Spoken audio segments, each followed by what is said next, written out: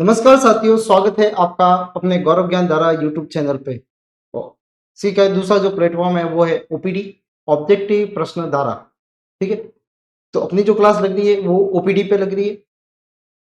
जिस तरह से कल जो टॉपिक जो रहा था जिसमें भौतिक और रासायनिक परिवर्तन जो थे, आज जो है उसके ही जो इर्द गिर्द के अंदर है वो है अम्ल, सार और लवण है। ठीक है, तो अम्ल, सार, लवण क्या होते हैं इनके बारे में आज अपन देखेंगे। ठीक है, तो अम्ल क्या होते हैं? एसिड, बेस एंड सॉल्ट, ये तीन चीजें जो है वो होती है।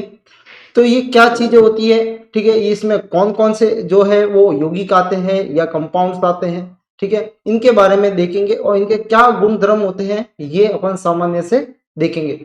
फिर एक आएगा पीएच स्केल, वो क्या होती है, वो अम्ल और सार को कैसे मेजर करती है। ठीक है, कितनी उसकी जो उसकी स्ट्रॉन्ग जो होगी, प्रबलता होगी, उसको वो मेजर करेगी। ठीक है, किस हिसाब से करती है उसको अपन देखेंगे। तो चलते हैं अपनी पहली स्लाइड की तरफ। अम्ल, सार और लवण। देखो, अम्ल जिसे कहा जाता है एसिड,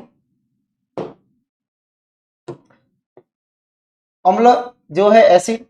अब एसिड क्या होते हैं? पहली चीज, एसिड वे होंगे जो जलीय विलयन में H प्लस आयन देते हो। देखो, जलीय विलयन में H प्लस आयन देते हो उनको बोला जाता है जलीय विलयन में क्या देते हैं? वो H प्लस आयन देते हैं या हाइड्रोनियम आयन देते हैं। H प्लस आयन या हाइड्रोनियम आयन देते हैं, इसको बोलते हैं हाइड्रोनियम। हाइड्रोनियम ये आयन देते हैं। Hydronium ion H3O plus ion जो है उसको हाइड्रोनियम आयन कहते हैं। अब जब कोई एसिड अपने को दिया जाता है तो उसका अगर अपन पता लगाते हैं, लिटमस पेपर से लगाते हैं या सामान्य जो इंडिकेटर है उनसे लगाते हैं, तो ये कह रहा है कि जब उसको जलीय विलयन होगा तो ही वो H प्लस आयन देगा, यानी तभी अपन पता लगा सकते हैं कि वो एसिड है या बेस है या अन्य कोई है। ठीक है, कैसे? तो जलीय विलयन में करने पे वो अपना H प्लस आयन देता है और उसको वो मेजर करते हैं। अगर सपोज मान लो सूखा है, ड्राई है, और ड्राई के अंदर अपन लिटमस पेपर अगर लगाते हैं उसके ऊपर, तो वो अपना इंडिकेशन नहीं देगा। यानी पहली चीज इंपॉर्टेंट ये याद रखनी है कि एसिड हो या बेस हो, उसका जलीय विलयन ही क्या देता है? आयंस देता है। ठीक है, सूखा या ड्राई जो होगा, कंपाउंड जो होगा, वो क्या होगा? H प्लस आयन नहीं देगा। एक या अधिक विस्थापनशील हाइड्रोजन परमाणु विद्यमान होते हैं जो बाहर निकलते हैं। विस्थापन यानी वो जो वहां से विस्थापित होंगे। दूसरा, दूसरे पदार्थों को जो प्रोटॉन दे सके। क्या दे सके? प्रोटॉन। प्रोटॉन का मतलब है हाइड्रोजन आयन, जो दूसरों को हाइड्रोजन आयन दे सके। ठीक है, प्रोटॉन प्रदान करने की क्षमता, प्रदान करने की पॉजिटिव चार्ज होंगे वो वहां पे माना जाएगा प्रोटॉन। ठीक है, को दे सके, यानी सीधी सी बात है, H प्लस आयन देने वाला या प्रोटॉन देने वाला जो होता है वो कहलाता है क्या? अम्ल कहलाता है। तो पहली चीज जो है वो है क्या? क्या एक से ज्यादा क्या होते हैं उनके अंदर हाइड्रोजन देने की क्षमता होती है। ठीक है, दूसरा जो है वो है प्रोटॉन देने की क्षमता होती है। तीसरा, ये जलीय विलयन में क्या देते हैं? H प्लस आयन देते हैं। ये जो है कुछ उसकी बातें हैं। जलीय विलयन होगा तो H प्लस आयन देंगे। सपोज मान लो अपन एक एग्जांपल मारते हैं, सामान्य से एक एग्जांपल है जिसका नाम है HCl, हाइड्रोक्लोरिक एसिड। जब इसका जलीय विलयन होगा, जलीय विलयन के लिए AQ लगाते हैं। AQ जो है वो क्या है? एक्वाइस सॉल्यूशन है या जलीय विलयन है। ठीक है, ये H2 जलीय विलयन में। जलीय विलयन में H प्लस आयन बनेगा और क्या बनेगा? Cl माइनस आयन बनेगा। ठीक है, H प्लस आयन देंगे और ये जलीय विलयन में देते हैं। जैसे ही पानी डालेंगे H प्लस आयन बाहर निकलेंगे। पहली चीज, इसके सामान्य गुण धर्म जो होंगे वो कैसे होंगे? स्वाद में खट्टा होता है। एसिड जितने भी आपको मिलेंगे वो स्वाद में कैसे मिलेंगे? खट्टे मिलेंगे। लेकिन सारे एसिड को अपन टेस्ट करके नहीं बता सकते कि खट्टे। कुछ ऐसे भी एसिड होते हैं कि जो या गिरने से इधर से बाहर निकल जाएंगे, यानी बहुत ही स्ट्रॉन्ग एसिड अगर लेते हैं तो वो हाथ और स्किन की जो भी है उसको क्या कर सकता है? जला सकता है। इसलिए सबको अपन टेस्ट करके नहीं बता सकते।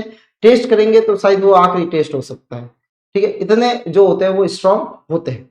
तो सारे चीजों को अपन टेस्ट या अम्लों को टेस्ट करके नहीं बता सकते, लेकिन इनके हिसाब से माना जाता है कि अम्ल जो है वो कैसे खट्टे होते हैं, ठीक है, जो ईडेबल होते हैं। दूसरा, अम्ल की पीएच जो होती है, पीएच अपन आगे इसको टॉपिक को लेंगे, पीएच का मान जो होता है वो 7 से कम होता है, यानी अम्ल जो होंगे उनकी पीएच जो होगी वो 7 से कम होगी, और जितनी ज्यादा पीएच कम होगी उतना ज्यादा वो क्या होगा, अम्लीय होगा।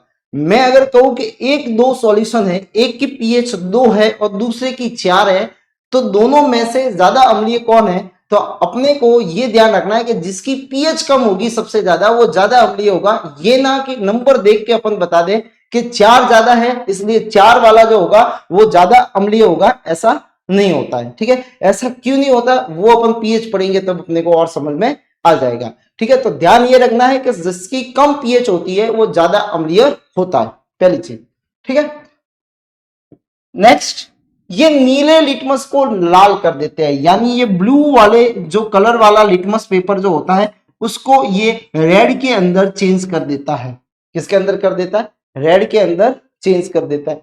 दूसरी चीज, ये अम्ल विद्युत के सुचालक होते हैं। क्या होते हैं, good conductor of the electricity. कैसे होते हैं ये, ठीक है, the solution of the acid and base are the good conductor of electricity. क्यों, इसका कारण क्या है, तो इसका कारण ये है कि ये आयन फॉर्म करते हैं। क्या बनते हैं, इसमें आयन बनते हैं, और आयन बनने के कारण ये विद्युत के कैसे होते हैं, सुचालक होते हैं। कैसे होते हैं, आयन बनते हैं, और आयन बनने के कारण ये विद्युत के कैसे होते हैं, सुचालक होते हैं। आप देख सकते हो इसके अंदर, ठीक है, ये हाइड्रोजन आयन आया, ये Cl आयन आया, ये क्या बन गए, आयंस बन गए। क्या बन गए, ये आयंस। और ये आयंस जो होते हैं अगर ये बनते हैं तो विद्युत का कैसा होता है, सुचालक होता है। तो यानी विद्युत का ये कैसा है, सुचालक है, यानी इसके अंदर, इसके सॉल्यूशन के अंदर विद्युत धारा प्रवाहित होती है, ठीक है।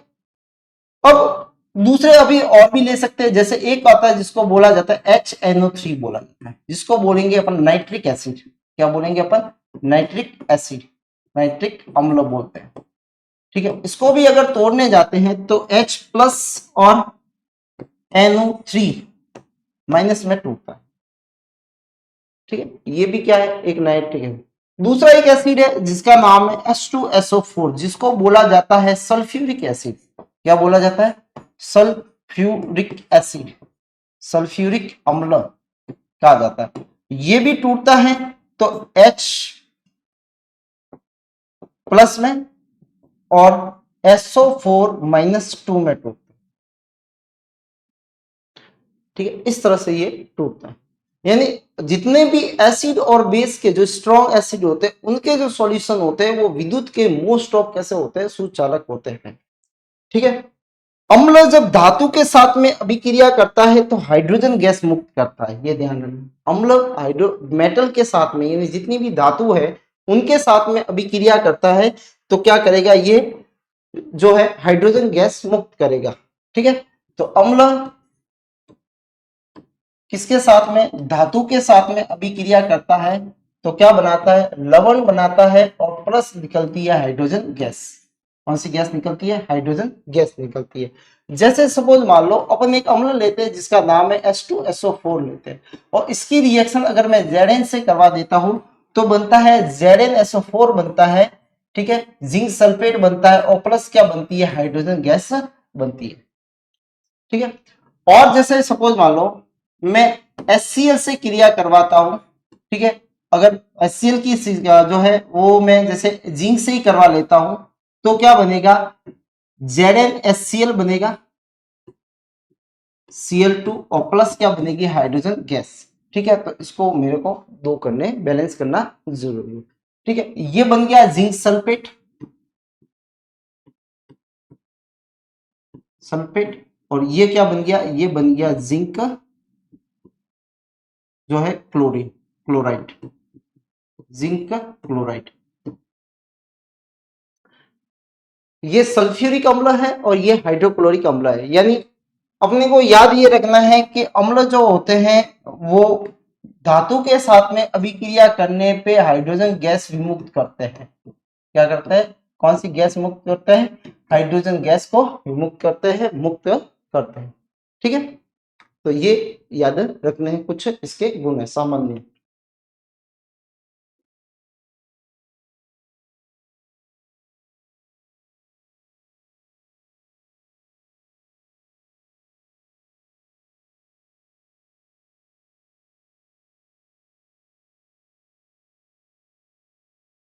अब है कुछ जो है एसिड है जिनके क्या यूज होते हैं। तो पहला पहला है साइट्रिक एसिड। क्या है? Citric acid.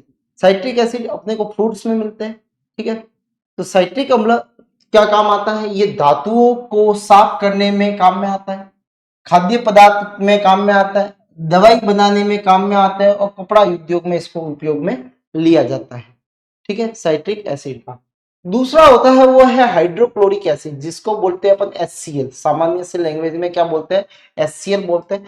ये अम्लराज बनाने में काम आता है। क्या किस में काम आता है? अम्लराज। क्या होता है अम्लराज? वैसे पढ़ चुके हैं अपन क्लास में।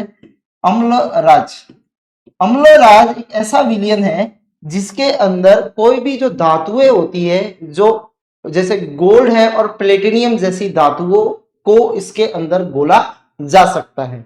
ठीक है, इसको कैसे बनाया जाता है? तो इसको बनाने के लिए इसमें एक 3% जो रहता है और 1% जो रहता है, इनका रेशियो जो होता है वो 3% तो रहता है। वो 3 भाग जो रहते हैं, भाग है ये भाग, एक भाग जो रहता है, तो HCl के 3 भाग होते हैं और HNO3 के एक भाग होता है।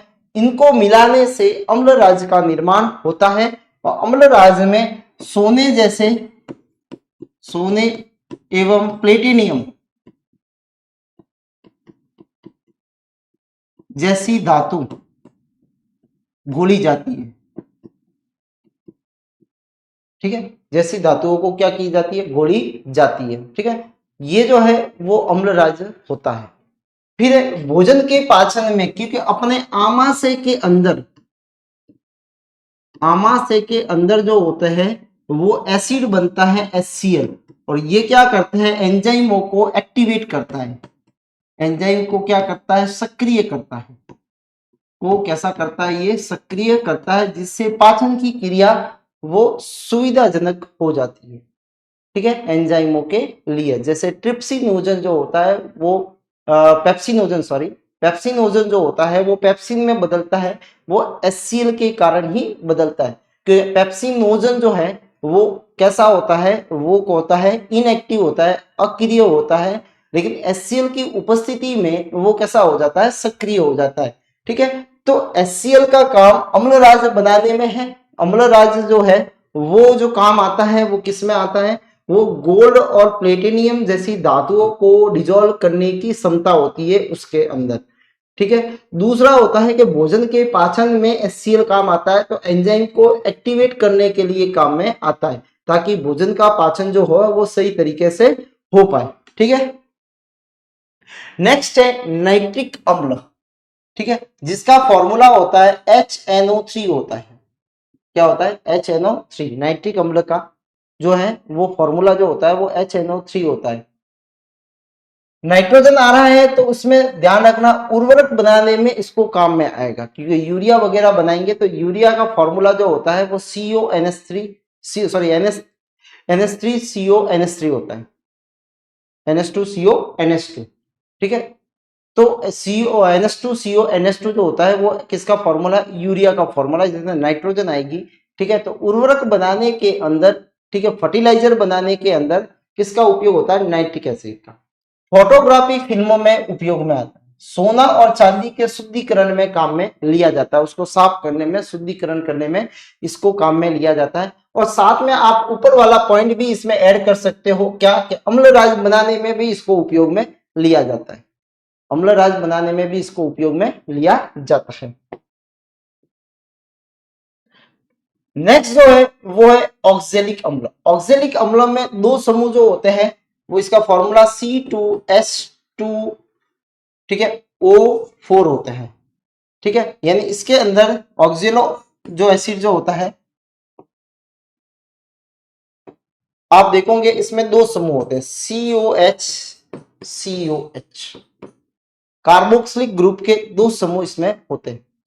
इसका उपयोग जो होता है वो कपड़ों से जो धब्बे लगते हैं उनको हटाने में किया जाता है, और फोटोग्राफी फिल्म में भी इसका उपयोग किया जाता है। किसका? ऑक्जेलिक अम्ल का। फिर होता है एक फॉर्मिक अम्ल। फॉर्मिक अम्ल का जो फॉर्मूला होता है वो होता है SCOOH होता है, जिसको फॉर्मिक अम्ल भी बोला जाता है। ठीक है, क्या बोला जाता है? फॉर्मिक अम्ल भी बोला जाता है, और दूसरा इसमें बोला जाता है मेथेनोइक अम्ल भी बोला जाता है। क्या नाम है इसका? मेथेनोइक एसिड भी बोला जाता है, मेथेनोइक अम्ल भी बोला जाता है। ठीक है, तो ये क्या करता है? ये जीवाणुनाशक होते हैं, बनाने में इसको काम में लिया जाता है। ठीक है, जीवाणुनाशक में, चमड़ा उद्योग में भी काम में लिया जाएगा। फलों को सुरक्षित करना है, अगर फलों को सुरक्षा करना है, बचाना है, तो फॉर्मिक अम्ल को काम में लिया जाता है। फिर है सल्फ्यूरिक अम्ल, जिसका फॉर्मूला होता है H2SO4 होता है, जिसको सल्फ्यूरिक अम्ल कहा जाता है। ठीक है, इसका उपयोग जो है वो पेट्रोलियम के शोधन में किया जाता है। पेट्रोलियम शोधन का मतलब ये होता है, पेट्रोलियम क्या चीज होती है? पेट्रोलियम एक काला सा ऑयल है, जिससे पेट्रोल, डीजल और इनके जो स्व उत्पाद है वो निकलते हैं। ठीक है, तो पेट्रोलियम के जो उत्पाद जो है, ठीक है, उसके अंदर पेट्रोल भी आएगा, उसके बाद में डीजल भी आएगा, केरोसिन भी आता है। ठीक है, तो ये सारे इसके सह उत्पाद है जो इसके शोधन से निकलते हैं।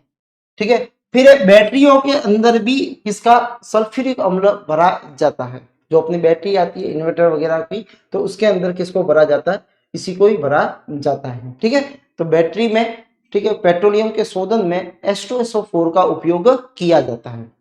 बेंजोइक अम्ल, जिसका फॉर्मूला होता है C6H5COOH।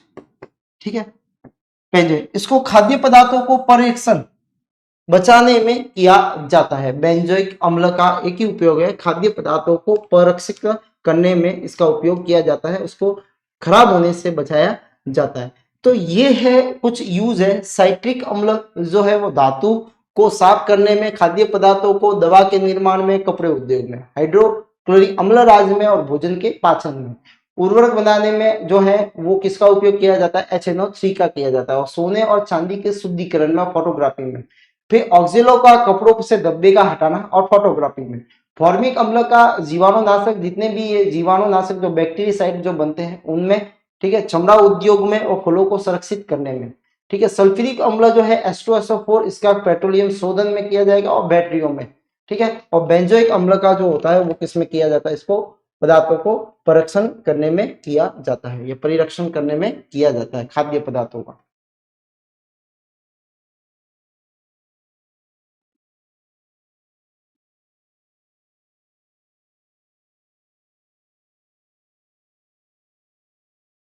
अब है अम्ल तो हो गए, अब है बेस। बेस क्या होते हैं?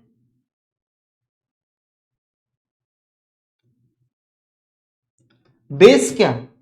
देखो, अम्ल के जो है वो H+ आयन देते हैं, लेकिन बेस जो होते हैं वो OH नेगेटिव आयन देते हैं जलीय विलयन में। ये प्रोटॉन को, अम्ल जो होते हैं वो प्रोटॉन को दान देते हैं। ठीक है, डोनेट करते हैं, ये प्रोटॉन को क्या करते हैं? ग्रहण करते हैं। ठीक है, तो सार, ठीक है, जो क्या देते हैं जलीय विलयन में,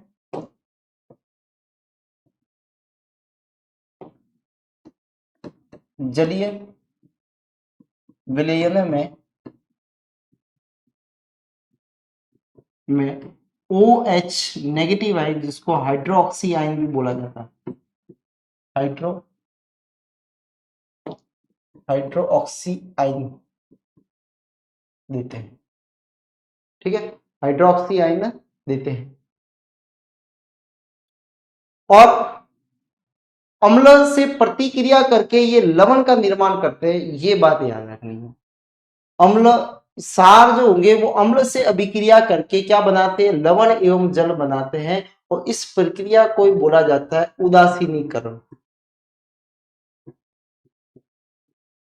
न्यूट्रीकरण कहा जाता है, ठीक है, जिसको बोलेंगे अपन न्यूट्रलाइजेशन, न्यूट्रलाइजेशन, उदासीनीकरण, जिसमें अम्ल सार से अभिक्रिया करे या सार अम्ल से अभिक्रिया करे तो हमेशा लवण एवं जल का निर्माण करते हैं। हमेशा किसका निर्माण करते हैं? लवण एवं जल का निर्माण करते हैं। इसको उदासीनीकरण अभिक्रिया कहते हैं। तो ये सार की खासियत होती है कि सार जब भी अम्ल के साथ में अभिक्रिया करेगा तो हमेशा लवण एवं जल बनाता है, और ये क्वेश्चन कई बार पूछा जा चुका है। प्रोटॉन ग्रहण करने की प्रवृत्ति होती है, यानी H+ आयन को ये क्या करते हैं? ग्रहण करते हैं। H+ आयन को क्या करते हैं? ये ग्रहण करते हैं। H+ आयन को क्या करते हैं? ये ग्रहण करते हैं। जल में घुलने पे हाइड्रोक्सिल आयन देते हैं। हाइड्रोक्सिल आयन जो है, जो किसके द्वारा देंगे? ये OH नेगेटिव बोला जाता है इसको। हाइड्रोक्सी आयन को क्या बोला जाता है? OH नेगेटिव आयन देते हैं, ठीक है। तो जल में ये आयन देते OH आयन देते हैं, और जो अम्ल होते हैं वो देते हैं H+ आयन देते हैं, ठीक है। तो ये दोनों के अंदर डिफरेंस है। और क्या डिफरेंस है? गुण अगर देखते हैं, पहला, अम्ल स्वाद में खट्टे होते हैं, लेकिन जो सार होते हैं वो स्वाद में कड़वे होते हैं। किसे होते हैं? कड़वे होते हैं। यानी ये कैसे लगते हैं? कड़वे लगेंगे। इनकी पीएच, उसकी पीएच 7 से कम थी, तो इसकी पीएच जो होती है वो 7 से अधिक होती है, यानी 7 से 14 के बीच में होती है, ठीक है। अब उसमें मैंने आपको ये बताया था कि जितनी पीएच कम होगी वो उतना ज्यादा अम्लीय होगा, लेकिन इसका उल्टा है कि इसमें ऐसा है कि जितनी ज्यादा पीएच होगी वो उतना ज्यादा क्षारीय होगा। जितनी ज्यादा पीएच होगी उतना ज्यादा ये कैसा होगा? क्षारीय होगा। यानी मैं कहूं कि अगर एक का पीएच 11 है और दूसरे का 13 है, तो इन दोनों में सबसे ज्यादा क्षारीय कौन सा होगा? तो 13 वाला होगा, ठीक है। ये दोनों में मुख्यतः अंतर होता है, और ऐसे सवाल घुमा के पूछे जाते हैं, ठीक है। तो ध्यान रखना है, अम्लों में जो जिसका पीएच कम होता है वो अधिक क्षारीय अम्लीय होता है। ये प्रबल विद्युत के कैसे होते हैं? सुचालक होते हैं। सुचालक का मतलब, जैसे मैं एक एग्जांपल लेता हूं NaOH का, जिसको कास्टिक सोडा भी बोला जाता है, सोडियम हाइड्रोक्साइड भी बोला जाता है, ठीक है। जब इसका जलीय विलयन लेते हैं, एक्वाइन सॉल्यूशन लेते हैं, तब ये जो होता है वो Na+ और OH नेगेटिव आयन में क्या हो जाता है? टूट जाता है, ठीक है। तो कितने आयंस बन गए यहाँ पे? अब यहाँ पे भी क्या बन रहे हैं? आयंस बन रहे हैं, यानी जलीय विलयन में OH देता है ये, इसलिए ये विद्युत का ये भी कैसे होते हैं? सुचालक होते हैं। विद्युत के कैसे हैं? सुचालक है। कैसे ये सुचालक होते हैं? विद्युत के कैसे होंगे ये? सुचालक। तो अम्ल और क्षार का जो जलीय विलयन होता है वो विद्युत का कैसा होता है? सुचालक होता है, यानी they are the good conductor of electricity. सार जो होते हैं वो लाल लिटमस को कैसा कर देते हैं? नीला कर देते हैं, और मेथिल ऑरेंज जो होता है उसको कर देते हैं ये पीला। यानी अगर मेथिल ऑरेंज के साथ में जो होंगे, अगर इसका जो करते हैं वो इसका रंग जो होगा वो कैसा हो जाएगा? पीला हो जाएगा, ठीक है। और अगर अपन फिनोप्थलीन लेते हैं,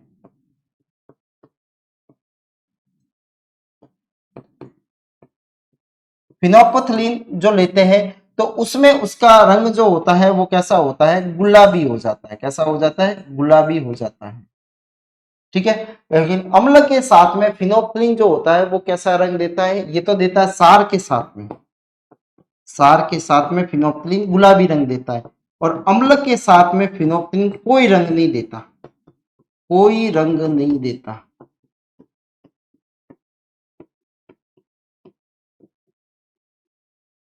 ठीक है। मेथिल ऑरेंज इसके साथ में पीला रंग देता है सार के साथ में, और अम्ल के साथ में वो कैसा देता है? लाल रंग या गुलाबी रंग देता है, या गुलाबी।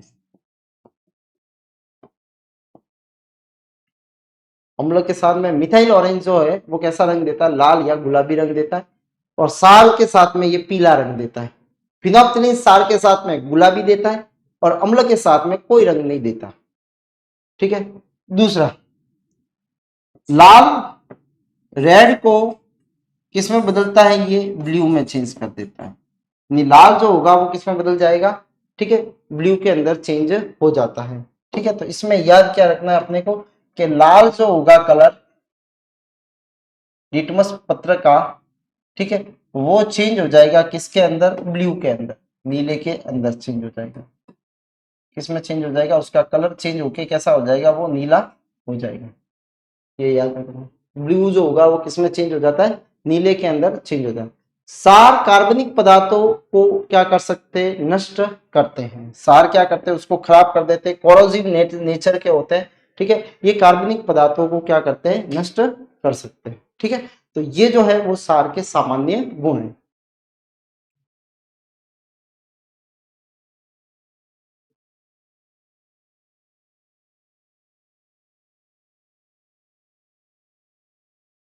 सार दो प्रकार के होते हैं। देखो, वैसे इनको सारक बोला जाता है। क्या बोला जाता है, सारक। लेकिन वे सार, वे सारक जो जल में घुलनशील होते हैं, जो जल में घुलनशील होते हैं, घुलनशील होते हैं, ठीक है, उन्हें सार कहा जाता है। उन्हें सार कहा जाता है, सार कहा जाता है। उसको क्या बोला जाएगा, सार बोला जाएगा। देखो, जल में मिले सार जिनको एल्केलाई बोला जाता है। क्या बोला जाता है, एल्केलाई। क्या बोला जाएगा, इसको एल्केलाई बोला जाएगा। Sodium hydroxide NaOH, potassium hydroxide KOH, calcium hydroxide Ca bracket OH2, ठीक है, OH2 जो है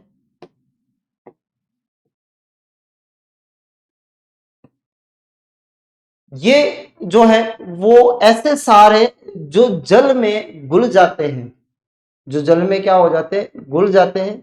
ठीक है, या जल में मिले वाले सार जो होते हैं वो ये होते हैं जिनको एल्केलाई बोला जाता है। ठीक है, सामान्यतः सब क्या है, सारक है। ठीक है, और जो घुलने वाले होते हैं वो सार होते हैं। जल में घुलने वाले क्या होते हैं, सार होते हैं। ठीक है, ऐसे भी कुछ होते हैं जो क्या होते हैं, जल में नहीं घुलते, जल में नहीं घुलते। ठीक है, ये सारक है, ये भी क्या है, सारक है, जल में अविलय होने वाले सारक। जल में अविलय सार सारक अम्ल के साथ में अभिक्रिया कर लवण एवं जल बनाते हैं, लेकिन सार के अन्य गुण ये प्रदर्शित नहीं करते। ध्यान रखना, जो नहीं घुलते वो क्या बनाते हैं, अम्ल के साथ में अभिक्रिया करके क्या बनाते हैं, वो लवण एवं जल बनाते हैं, लेकिन वो दूसरे गुण जो होते हैं वो पूरा नहीं करते हैं। ये ध्यान रखने वाली बात है। कैसे, जैसे सपोज मान लो जिंक ऑक्साइड है, फेरिक ऑक्साइड है और एल्यूमिनियम ऑक्साइड है। ये तीन ऑक्साइड ऐसे हैं जो सार जो है वो अम्ल के साथ में अभिक्रिया करके क्या बनाते हैं, लवण एवं जल का निर्माण करेंगे। किसके साथ में, ये अम्ल के साथ में अभिक्रिया करके क्या बनाते हैं, ये लवण एवं जल का निर्माण करते हैं। ठीक है, जैसे ZnO, ZnO जो है जिसको बोला जाता है जिंक ऑक्साइड बोला जाता है। जिंक क्या है, ये ऑक्साइड है। ठीक है, ये धातु का क्या है, ऑक्साइड है, धातु का ऑक्साइड है।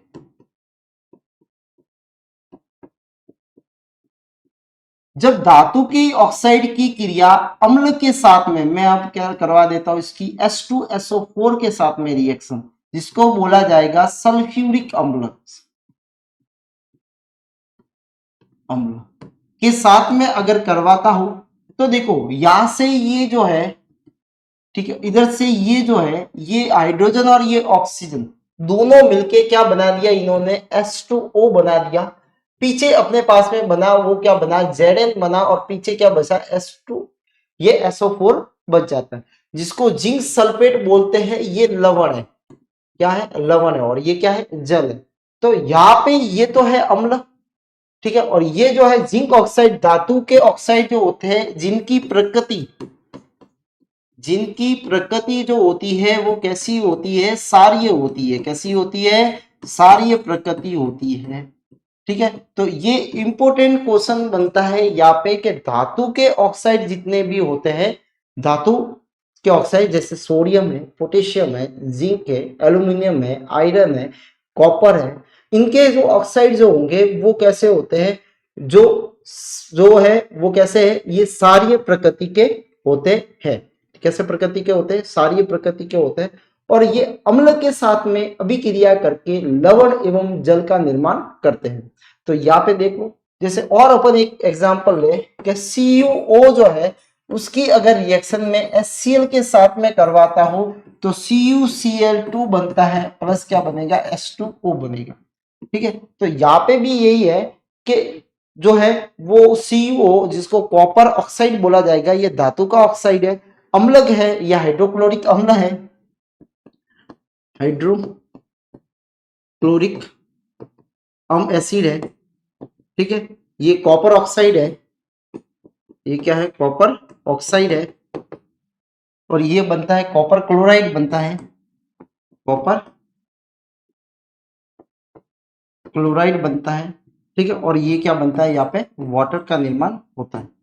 ठीक है, तो यहाँ आप देखोगे कि ये जो है वो लवण बन रहा है या जो है सॉल्ट बन रहा है।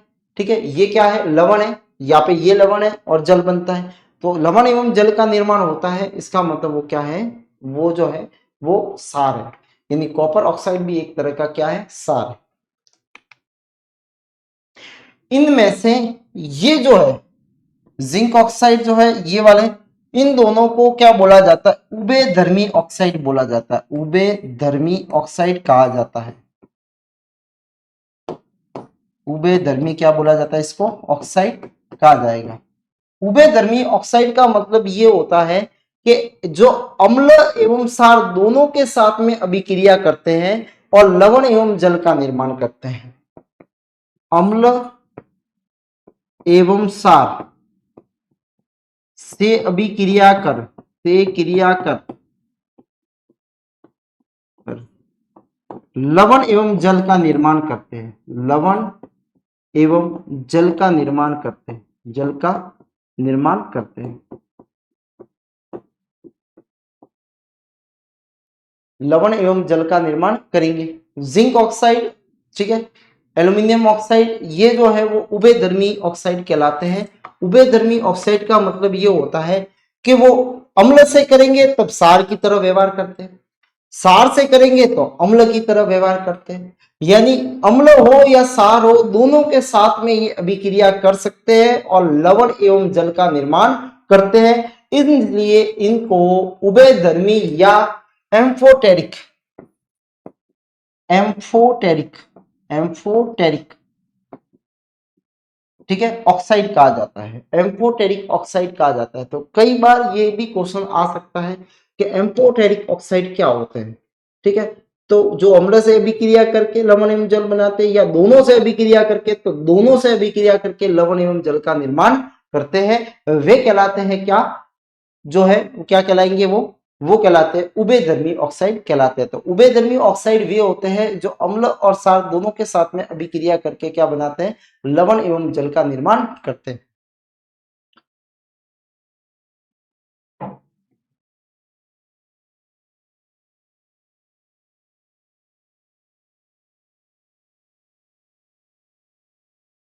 अब दैनिक जीवन में क्या उपयोग है, सबसे पहला है कैल्शियम जो है हाइड्रोक्साइड है।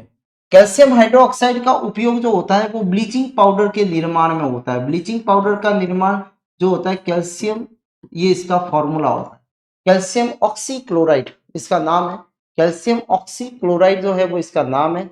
ब्लीचिंग पाउडर का निर्माण भी करना है तो वो अपने को इसका उपयोग करना पड़ेगा। इसकी रिएक्शन किससे करवाते हैं, ये जो है OH2 प्लस Cl2 से करवाते हैं, तो CaOCl2 बनता है और प्लस H2O बनता है।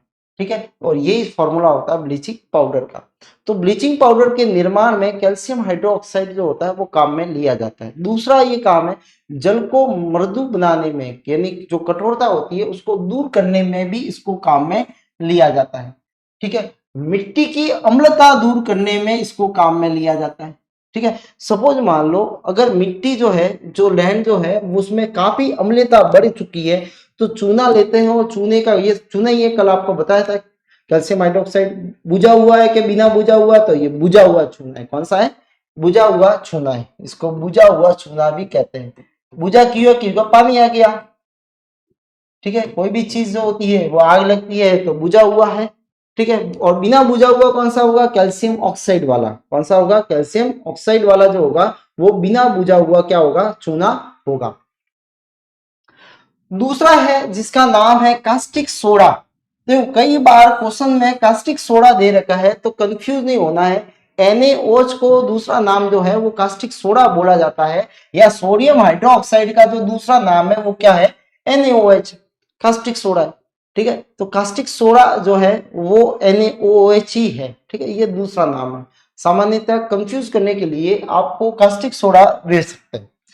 साबुन बनाने में कास्टिक सोडे का उपयोग होता है, पेट्रोलियम के शुद्धिकरण में इसका उपयोग होता है।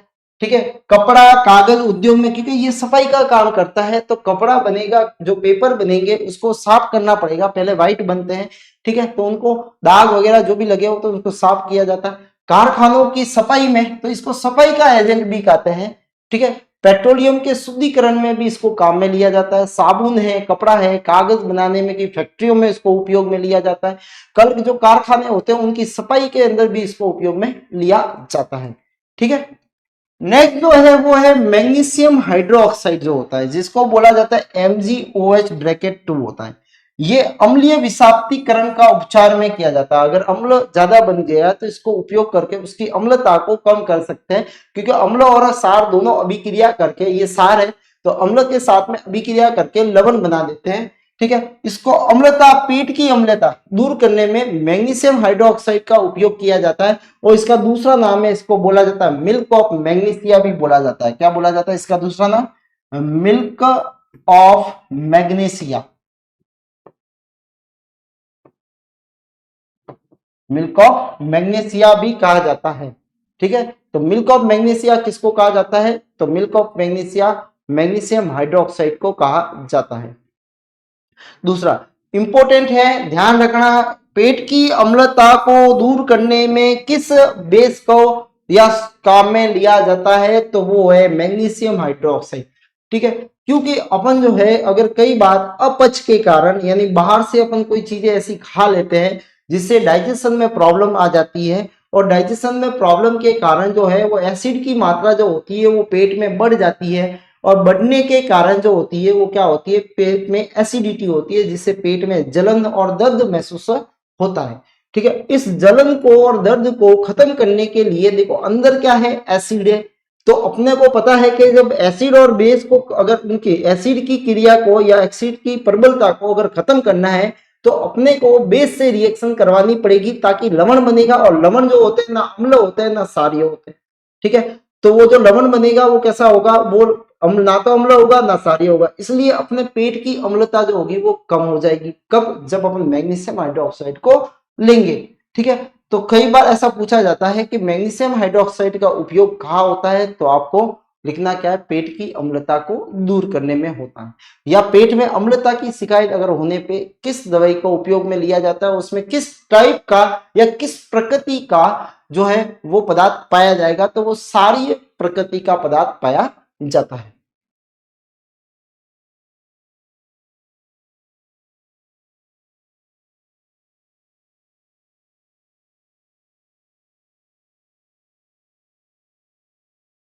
अब है लवण। लवण, देखो लवण जो है वो अलग अलग तरह के होते हैं। अम्ल और क्षार की अभिक्रिया के फलस्वरूप क्या बनते हैं? लवण बनते हैं। कब बनते हैं? जब एसिड प्लस बेस आपस में जब अभिक्रिया करते हैं तो क्या बनता है? सॉल्ट बनता है। क्या बनता है? प्लस क्या बनता है? वाटर फॉर्म होता है, पानी बनता है, जल बनता है। ठीक है, तो एसिड और बेस आपस में जब फॉल्ट हो गए तो सॉल्ट बनेगा। तो अम्ल और क्षार की अभिक्रिया के फलस्वरूप ये बनते हैं। अम्ल कई प्रकार के हो सकते हैं, सामान्य हो सकते हैं जिनको उदासीन बोला जाता है। क्या बोला जाता है? आप उदासीन भी लिख सकते हो, उदासीन लवण, उदासीन लवण। दूसरा होता है अम्लीय लवण, तीसरा होता है क्षारीय लवण। अभी उदासीन और ये क्या है, इसको थोड़ा सा समझ लेते हैं अपन। कि भी उदासीन लवण क्या होते हैं और ये क्या होते हैं। देखो, अगर अपन बात करें कि परबल अम्ल जो होता है वो कौन होता है, परबल अम्ल, ठीक है, और एक होता है दुर्बल अम्ल, स्ट्रॉन्ग और वीक, ठीक है। उसी तरह से परबल सार, परबल सार, ठीक है, और एक होता है दुर्बल सार, दुर्बल सार। परबल अम्ल जो होता है वो होता है HCl और H2SO4 होता है, ठीक है। दुर्बल अम्ल होता है, उसका नाम है COOH, जिसको बोलते हैं एसिटिक एसिड, एसिटिक अम्ल, ठीक है। या इसको दूसरा एक होता है जिसको बोलते हैं अपन SCO3, जिसको कार्बोनिक अम्ल बोला जाता है,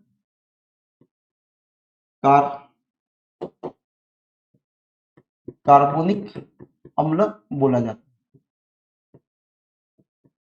सार अगर ले तो सार के अंदर देखें तो परबल सार जो होता है वो होता है NaOH होता है और KOH होता है, पोटेशियम हाइड्रोक्साइड और सोडियम हाइड्रोक्साइड, ये कैसे होते हैं, ये दोनों परबल है।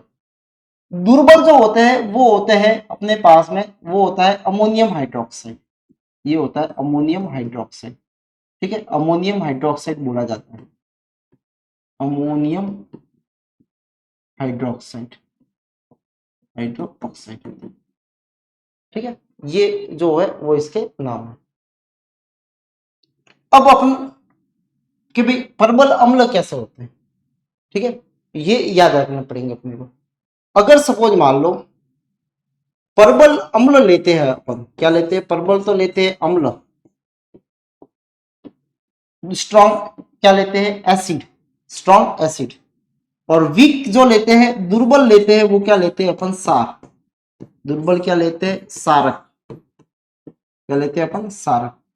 तो परबल एसिड कौन सा है, परबल अम्ल ले लेते हैं अपन HCl, ले लिया, प्लस दुर्बल सारक जो है वो अपने पास में अमोनियम हाइड्रोक्साइड है, ये ले लिया मैंने अमोनियम हाइड्रोक्साइड।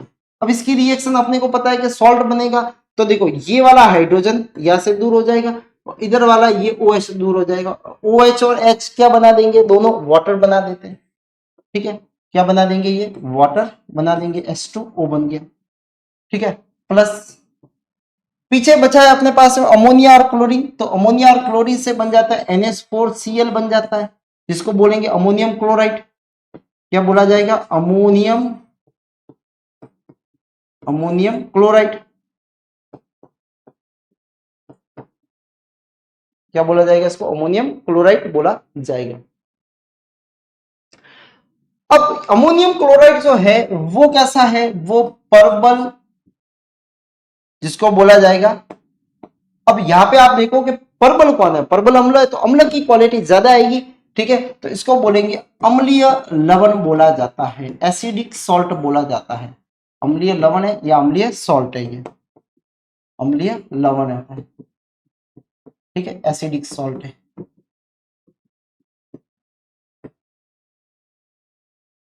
दूसरा, अगर अपन परबल अम्ल की जगह परबल सार ले, परबल सार जो है वो अपन लेते हैं अगर, ठीक है, और दुर्बल क्या ले लेते हैं, अम्ल ले लेते हैं, दुर्बल क्या ले लेते हैं, अम्ल, ठीक है। तो परबल अभी क्या है, सार है, परबल सार कौन सा होता है, NaOH ले लो, प्लस दुर्बल जो वो क्या है, वो अपने पास में है अम्ल COOH, जिसको बोला गया एसिटिक एसिड बोला जाता है, एसिटिक अम्ल बोला जाता है, विनेगर सॉरी सिलिका जिसे बोलते हैं अपन, इसी से ही बनता है।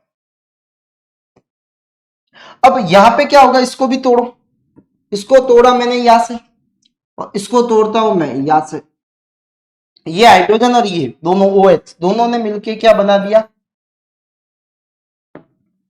दोनों ने मिलके बना दिया H2, पीछे क्या बचा, CH3COO बचा और Na बचा, तो इसको बोला जाता है CH3COONA, इसको सोडियम एसीटेट बोला जाता है, क्या बोला जाता है इसको, इसका नाम क्या है, सोडियम एसीटेट बोला जाता है, सोडियम एसीटेट, एसीटेट, ठीक है, सोडियम एसीटेट बोला जाता है।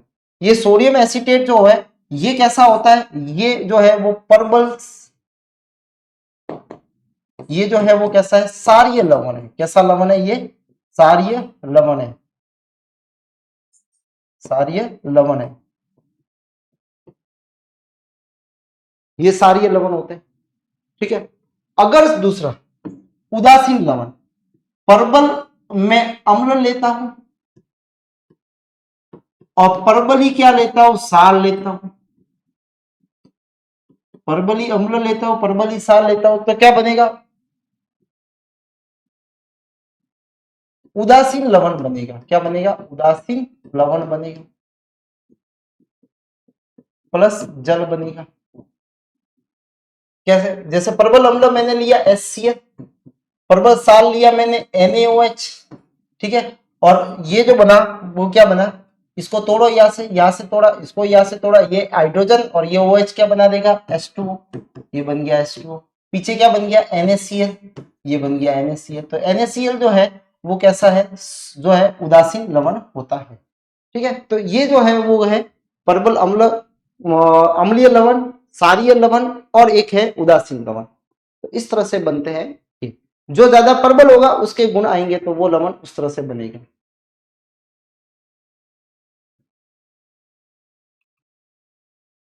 ठीक है, तो इनके बारे में मैंने आपको समझाया है, क्या है अम्लीय लवण कैसे होते हैं, क्षारीय लवण कैसे होते हैं। लवणों का दैनिक जीवन में, जैसे ये है sodium chloride, sodium chloride, sodium chloride का उपयोग होता है भोजन में, नमक, साधारण सा भाषा में अपन बोलते हैं उसको नमक, नमक खाने में उपयोग में होता है, अचार को परिरक्षित करने में उपयोग में होता है, मांस एवं मछलियों को परिरक्षण को क्या होता है, खराब होने से बचाने के लिए उसमें नमक का डाला जाता है। सेकेंड जो है उसको बोला जाता है सोडियम बाइकार्बोनेट। बाई का मतलब होता है हाइड्रोजन आएगा इसमें, NaSCO3। ठीक है, और ये जो होता है वो बेकिंग पाउडर बनाने में किया जाता है, ये बेकिंग सोडा है, इसको बोला जाता है बेकिंग सोडा, इसको बोला जाता है बेकिंग सोडा। अच्छा, बेकिंग पाउडर कैसे बनता है वो देख लेते हैं। ठीक है, तो बेकिंग पाउडर जो है वो अगर देखें, बेकिंग पाउडर,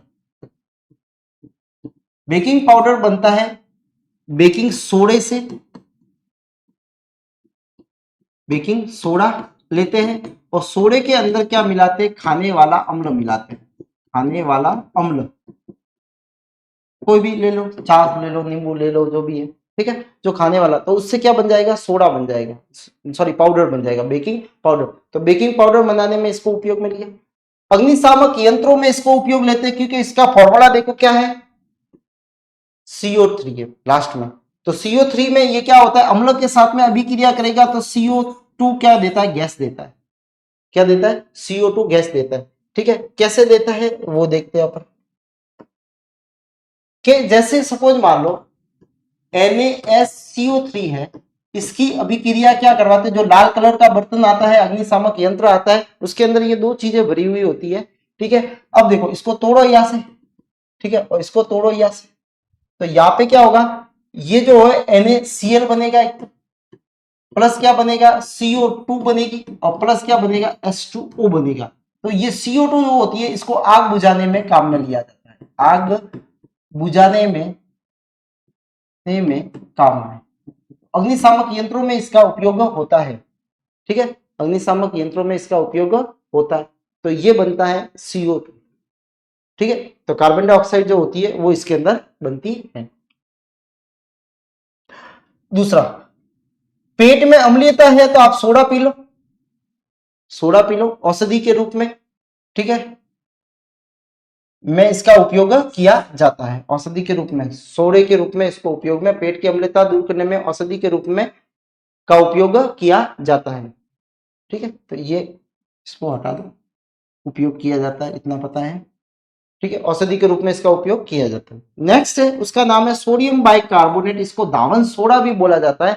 और इसमें फर्क क्या है कि इसमें Na2CO3 आता है, Na2CO3 आता है और 10H2 आता है। ये जरूर ध्यान रखना, 10H2 लगा हुआ है, यानी ये वाटर ऑफ क्रिस्टलाइजेशन है, वाटर ऑफ क्रिस्टल है, यानी इसमें पानी के मॉलिक्यूल होगा। यानी पानी के मॉलिक्यूल कितने होते हैं कि एक मॉलिक्यूल अगर जो है सोडियम कार्बोनेट का है तो उसमें 10 मॉलिक्यूल अगर किसके होंगे, वाटर के पाए जाते हैं। ये कास्टिक सोडा के निर्माण में काम में आता है। NaOH अभी बताया था, कास्टिक सोडा के निर्माण में इसको काम में लिया जाता है। डिटर्जेंट के निर्माण में काम में लिया जाता है, डिटर्जेंट जो बनाते हैं उसमें काम में लिया जाता है।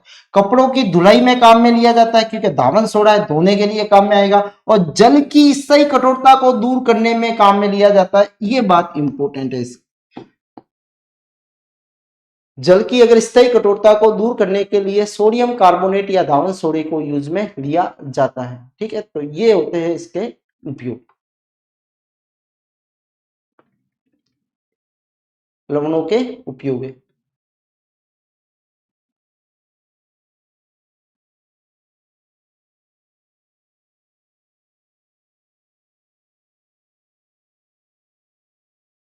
ये आपको पता है परबल लवण, और ये एक आता है फिटकरी, ये भी एक लवण है। अब इसका फॉर्मूला जो है वो क्या है, फॉर्मूला यहाँ पे वापस लिख देता हूं अगर इसमें सही नहीं, K2SO4 है। ठीक है, डॉट एल्यूमिनियम Al2SO4 ब्रैकेट 3 है, डॉट 24H2O मॉलिक्यूल होते हैं। ये फिटकरी का फॉर्मूला होता है। ठीक है, फिटकरी का क्या उपयोग है समझने जानते हैं। जल को शुद्धिकरण करने में, चमड़ा उद्योग में, औषधि के निर्माण में, चोट लगने पे रक्त के बहाव को, आपने देखा होगा जब शेविंग करवाने जाते हैं पहले तो क्या करते थे, जैसे कट लग गया तो वो फिर एक पत्थर आता था व्हाइट कलर का, उसको रगड़ता था। तो ये क्या करता है, उसका स्कंदन कर देता है। क्या कर देता है, उसका स्कंदन कर देता है। तो इसमें इसका उपयोग आता है। ठीक है, नेक्स्ट जो टॉपिक है वो है पीएस स्केल। पीएस स्केल क्या होती है समझते हैं इसको। पीएस स्केल क्या होती है, एक स्केल होती है, एक स्ट्रिप होती है, जैसे फेयर एंड लवली वाली स्ट्रिप आती है उसी तरह से एक पीएस स्केल भी आती है। फेयर एंड लवली के अंदर आपने देखा होगा कि एक कलर जो होता है वो अपने को कहते हैं कि फेयर एंड लवली लगाने से जो व्यक्ति जो होगा वो गोरा हो जाता है। ठीक है, फिर उसमें स्ट्रिप भी आते हैं, चैलेंज भी देते हैं कि भाई देखो ये स्ट्रिप है, पहले कलर इसका ब्लैक था, आप लगाने के बाद में देखो इसका कलर परिवर्तन हो गया, तो वो कलर मैच करना पड़ता है। ठीक है, कि इतना स्ट्रिप में कौन सा कलर अपने से मैच हो रहा है, सेम यहाँ पे वही करना है। ठीक है, एक स्ट्रिप आएगी आपके पास में, पीएस स्केल के पास में एक स्ट्रिप आती है, तो स्ट्रिप के अंदर क्या होता है, अलग अलग कलर होते हैं। जिस गोल के और दूसरी बाकी से होती है वो स्ट्रिप अपने को मिलती है। ठीक है, कलर वाली एक इंडिकेटर वाली जो होती है वो अलग से होती है, बाकी जो होती है वो नॉर्मल वाली होती है जो लिटमस पेपर की तरह होती है। फिर उसको जिस सॉल्यूशन में डालते हैं फिर थोड़ी देर बाद बाहर निकालते हैं तो उस कलर चेंज हो जाता है। फिर अपने को क्या करना पड़ता है, उस कलर को मैच करना पड़ता है कि वो किससे मैच हो रहा है, जिससे मैच हो रहा है उसके अकॉर्डिंग वहां पे पीएच होती है। अब पीएच में क्या है, ठीक है, इसका मिड पॉइंट जो होता है वो होता है इसका 7th होता है। मिड पॉइंट इसका कितना होता है, 7th होता है। 1 से स्टार्ट होती है, 2, 3, 4, 5 एंड 6।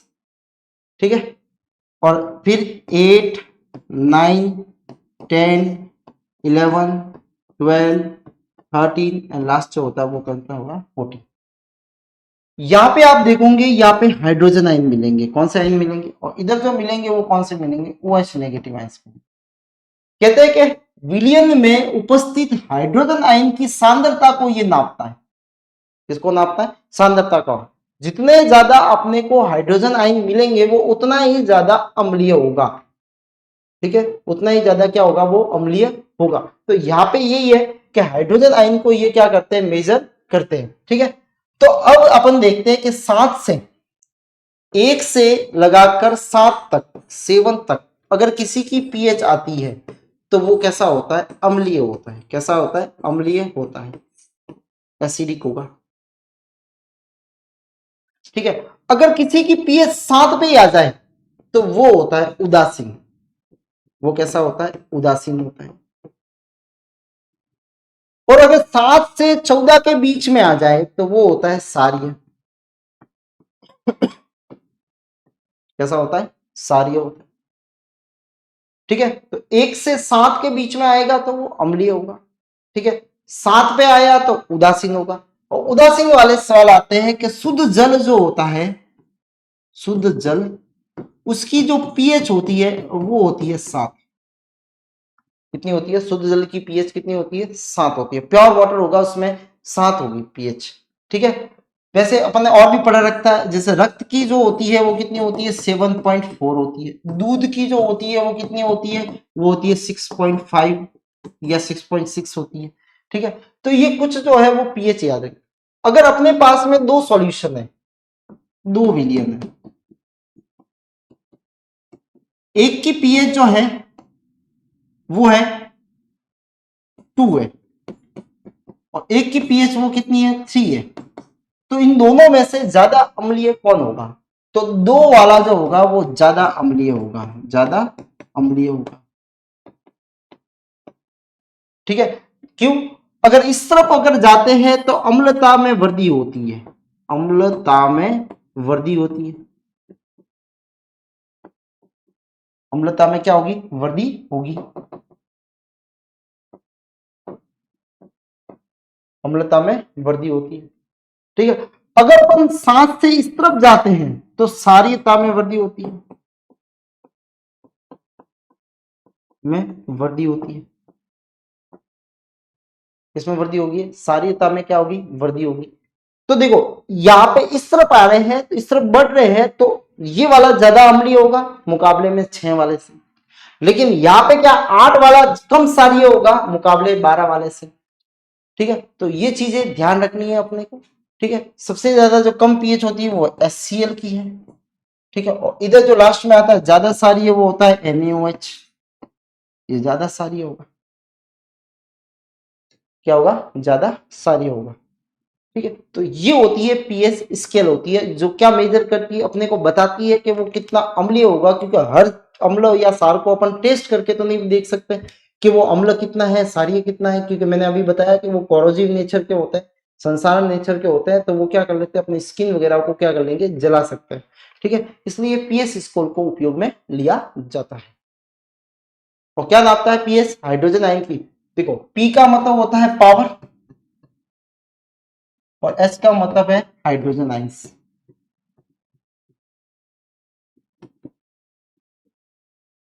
पी का मतलब पावर, ये किसके, हाइड्रोजन आयन के पावर को मेजर करता है, कितने हाइड्रोजन आइंस है। ठीक है,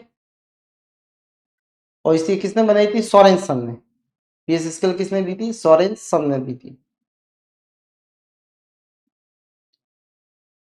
अब पीएच का क्या उपयोग है, पीएच का उपयोग क्या है, तो देखो सबसे पहला पीएच का उपयोग है वो है पाचन तंत्र में। मैंने अभी बताया था कि जब अपन अपच की स्थिति हो जाती है, यानी बाहर से कोई भी चटपटी चीजें अगर अपन खा लेते हैं, तो उधर में पेट के अंदर, उधर मतलब पेट के अंदर क्या होती है, अत्यधिक मात्रा में क्या होता था, अम्ल उत्पन्न हो जाता है, क्या हो जाता है, अम्ल उत्पन्न हो जाता है, जिसके कारण पेट में दर्द और जलन होती है, क्या होती है, दर्द और जलन होगा। और इसको खत्म करने के लिए क्या उपचार किया जाता है, एंटा एसिड किया जाता है, सार्को का उपयोग किया जाता है, उसमें किसका किया जाता है, मैग्नीशियम हाइड्रोक्साइड, जिसका फॉर्मूला होता है MgOH ब्रैकेट 2। ठीक है, इसको बोला जाता है मिल्क ऑफ मैग्नीशिया भी बोला जाता है, मिल्क ऑफ मैग्नीशिया भी बोला जाता है,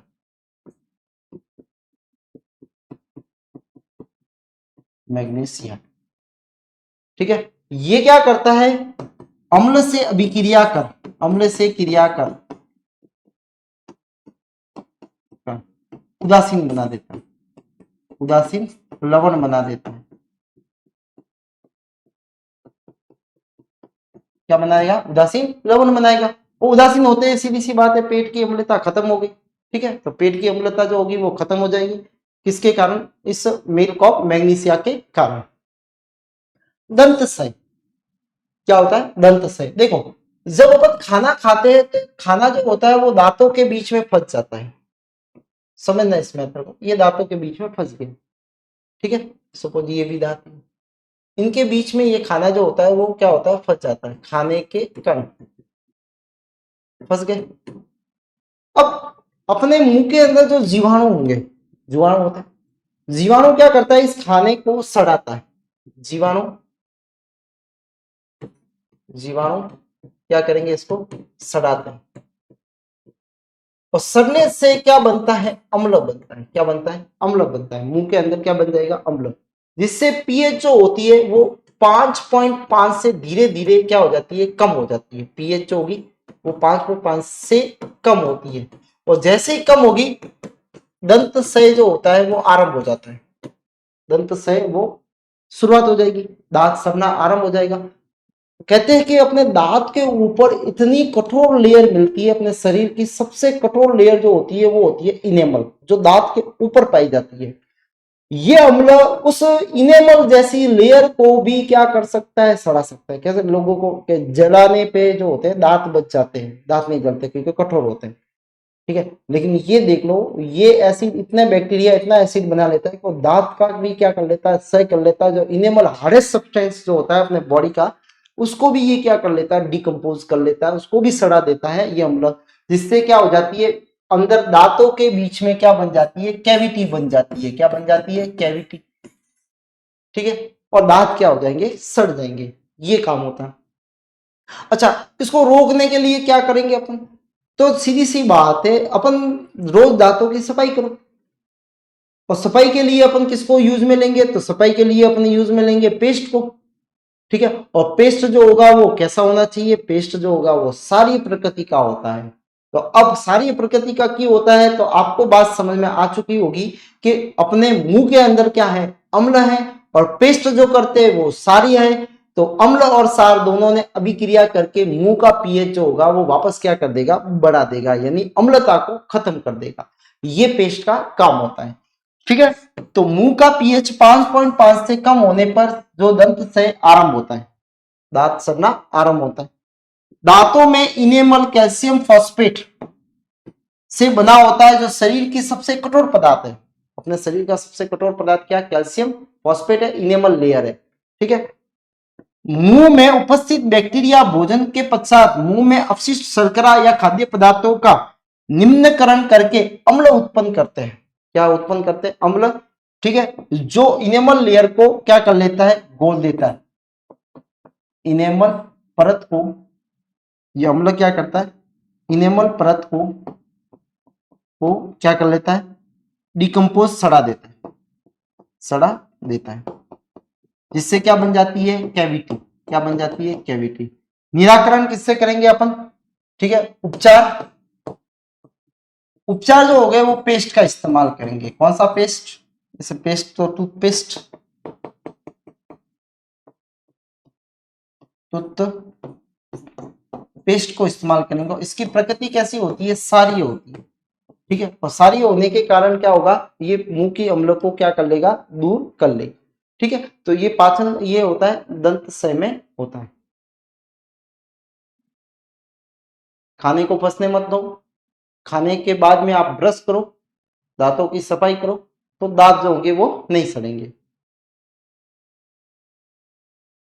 अब पशुओं व पौधों को में रासायनिक, देखो आपने देखा होगा कि कई बार मधुमक्खी किसी न किसी को तो काटा होगा, अब में से भी बहुत जनों को काटा है, मेरे को भी काटा है। तो मधुमक्खी जैसे ही काटती है तो उस जगह पे बिल्कुल दर्द होता है और जलन उत्पन्न होती है, ठीक है। अच्छा, ऐसा क्या होता है, मधुमक्खी के जो डंक होता है उस डंक में होता है फॉर्मिक अम्ल। कौन सा अम्ल होता है, फॉर्मिक अम्ल, ठीक है। ये फॉर्मिक अम्ल को बोला जाता है क्या, मेथेनोइक एसिड, नोइक अम्ल होता है। ये जब अपने जाता है तो क्या करता है, दर्द और जलन करता है। क्या करता है, ये दर्द और जलन करेगा,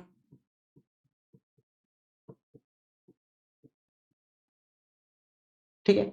अब सीधी सी बात है, पहले लोग जो है मधुमक्खी काटने पे लोहे का जंग लगाते थे, लेकिन वास्तव में वो लगाना नहीं चाहिए, क्योंकि उसमें अपन जब लोहे की लगती है तो टिटनस का इंजेक्शन लगाते हैं। इसका लगाते हैं, टिटनस का, और अपन खुद ही उसमें लगा रहे हैं, क्योंकि उसमें वो बैक्टीरिया होंगे जो अपने अंदर चले जाएंगे, जिससे टिटनेस हो सकता है, ठीक है। कोलेस्ट्रियम टिटनी जो होता है वो बैक्टीरिया जो होगा वो इसके अंदर चला जाएगा। तो जंग नहीं लगाना है। यहाँ पे क्या करता है, खाने का जो सोडा होता है, खाने के सोडा,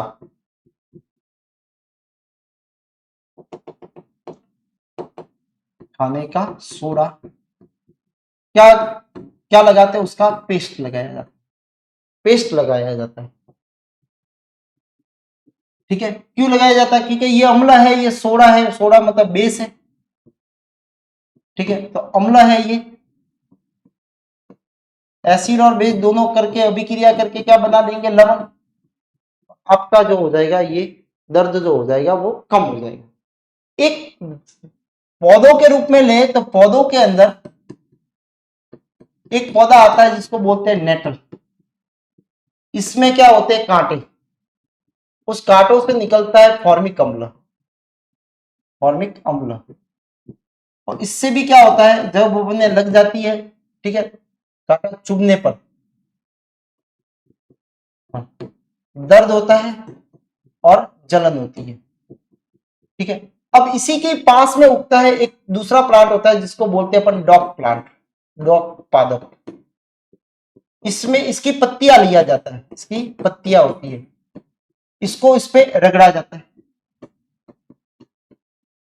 ठीक है। रगड़ने पर क्या होगा, इसमें कौन सा होता है, पत्तियों में सारी होती है, तो ये रगड़ने से कैसा हो जाएगा, उदासीन हो जाता है, तो दर्द वगैरह क्या हो जाएगा, खत्म हो जाएगा, ठीक है। तो नेटल एक पौधा होता है जिसके कांटे होते हैं, जिसमें फॉर्मिक अम्ल होता है। चुभने पर वो फॉर्मिक अम्ल अपने उसके त्वचा के अंदर चला जाता है और दर्द होता है और पेन होता है।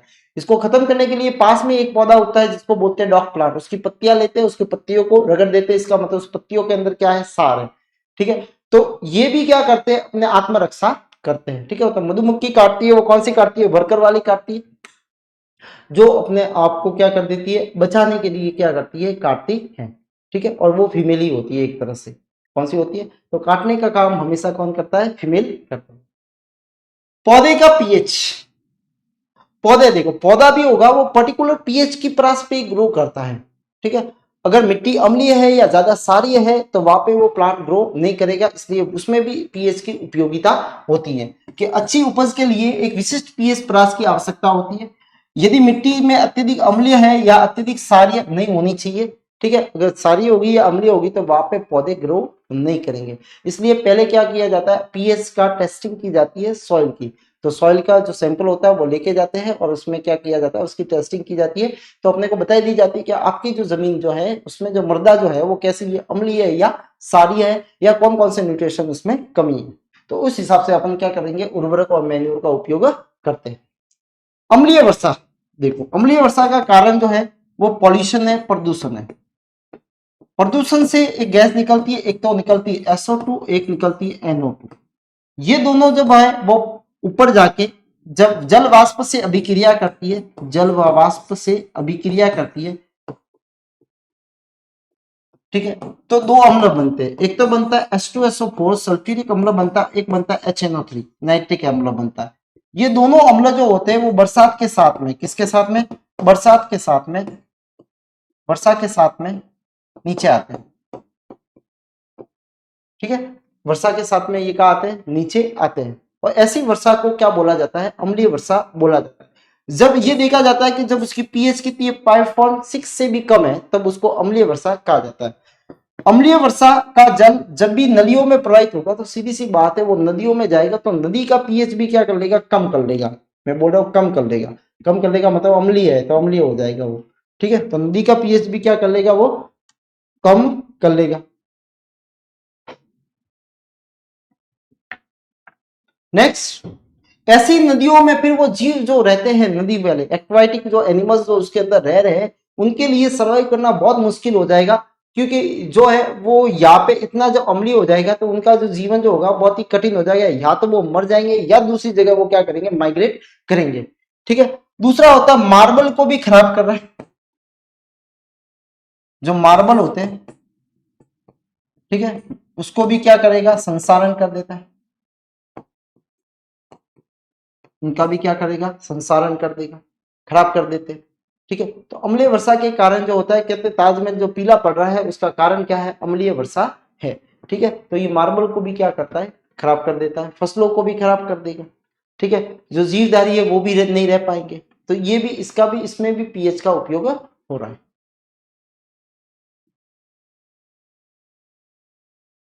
अब कुछ मनुष्यों में पीएच का उपयोग अपने अंदर भी है कि अपना जो पीएच जो रहता है वो नॉर्मली कितना 7 से 7.8 के बीच में होता है। कम ज्यादा होने पे अपने भी शारीरिक जो जैविक क्रिया जो होगी वो सही रूप से नहीं हो पाएगी, ठीक है। तो पीएच नियंत्रण लेना बहुत ही जरूरी है।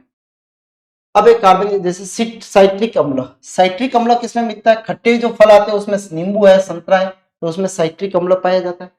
लैक्टिक अम्ल जो होता है, लैक्टिक शब्द आते ही ध्यान रखना, दूध किसमें मिलता है? दूध। टार्ट्रिक अम्ल मिलता है इमली व अंगूर में।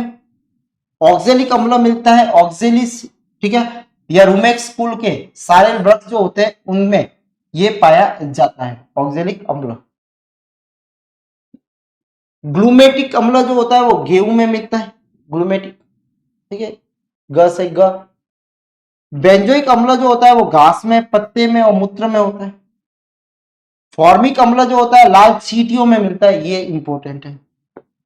किसमें मिलता है? लाल चींटियों के अंदर क्या मिलता है? फॉर्मिक अम्ल मिलता है। और लास्ट वाला जो है वो एसिटिक अम्ल है। कौन सा है? लास्ट में जो नहीं दिख रहा है वो कौन सा है? एसिटिक अम्ल, एसिटिक का अम्ल है, ठीक है। एसिटिक अम्ल किसमें मिलता है? फलों के रस में, फलों के रस में, ठीक है। तो फलों के रस में जो होता है वो कौन सा होता है? एसिटिक एसिड होता है। तो ये कुछ एसिड है जिनके स्रोत जो है वो प्राकृतिक स्रोत जो है वो ये होते हैं। अब अम्ल सार के सूचक क्या होते हैं?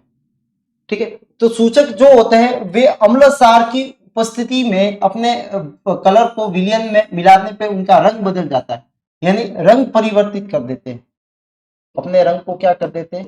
परिवर्तित कर देते हैं।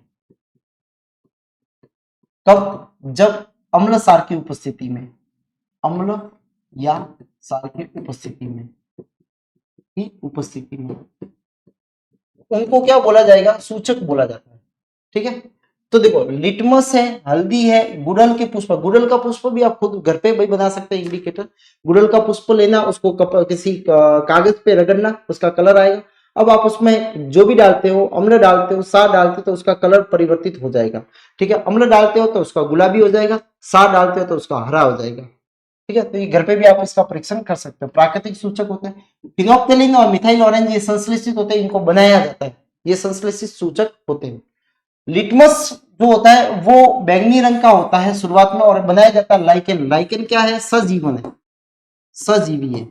सजीवी में दो रहते हैं इसके साथ साथ में, एक तो रहता है शैवाल और एक होती है इसके साथ में कवक। ये दोनों साथ में रहते हैं और साथ में जीवन यापन करते हैं, उसको लाइकेन बोला जाता है। अम्ल विलयन में लाल हो जाता है, अम्लीय विलयन में ये कैसा हो जाएगा? लिटमस पेपर लाल हो जाएगा। और सारी विलयन में ये बैंगनी वाला जो होगा वो कैसा हो जाता है? नीला हो जाता है। कैसा हो जाता है? नीला हो जाता है, ठीक है। गुड़हल का पुष्प की पंखुड़ियों को अम्लीय विलयन में डालते हैं तो गहरा गुलाबी हो जाता है, मैजेंटा हो जाता है, और सारी में डालते हैं तो कैसा हो जाता है? हरा हो जाता है, ठीक है। फिनोप्थलीन में अम्लीय, सारी में ये कैसा हो जाता है? गुलाबी हो जाता है।